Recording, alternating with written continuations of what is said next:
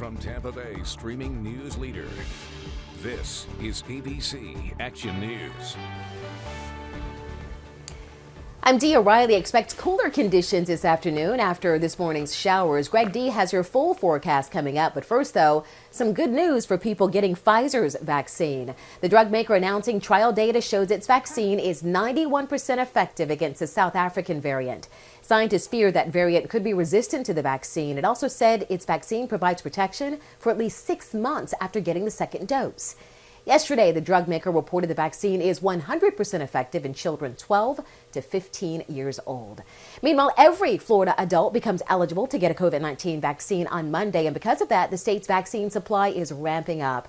Governor DeSantis says more than 1 million more doses will arrive in Florida next week, and there will be ample opportunity for you to get vaccinated.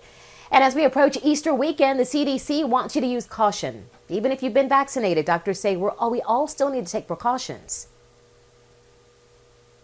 Be cognizant, just because you have the vaccine, even though your protection is better, it's not 100%. So ask yourself, do I absolutely have to do this activity? If you're going to celebrate, doctors say the best thing to do is to keep your gatherings small and outdoors versus inside. Make sure you wear a mask and practice social distancing. And if your gathering includes people from multiple households, make sure you take extra precaution. Also, if you're not feeling well, just stay at home. While it can be tough to miss out on family events, it is better, of course, to be safe. Well, there is a renewed call in St. Pete to end gun violence after a 21-year-old mother of two sadly was shot and killed in front of her children. Kamaya Simmons was the 12th homicide victim in the city this year.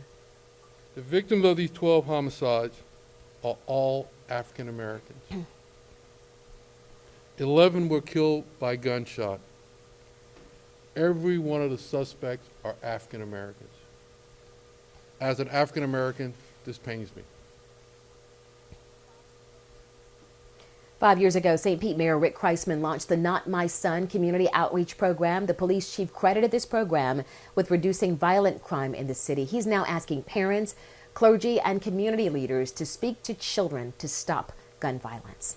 St. Pete's Not My Son pledge has 5 steps to reduce violence in the city. You can find a link to it in the article that's posted right now on Kamaya Simmons' murder. Here's Greg D now with a look at some changes in the forecast. Big changes in the forecast, Dia, as we head into this afternoon and into this evening. Increasing winds, rain moving out, cloudy to start. But then as the skies clear, the temperatures fall into the 60s with that strong gusty wind. And that's going to stick around as we head into the weekend with temperatures Saturday and Sunday in the 70s with plenty of sunny skies.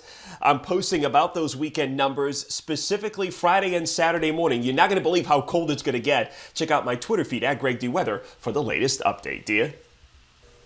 Wow, that is no April Fool's joke. Thank you, Greg. Okay, but here is some April's Fool Day fun from the Polk County Sheriff's Office. It announced on Facebook the creation of its Gator unit, spelled G8R, and that the Gators would be available for demonstrations at area schools and nursing homes.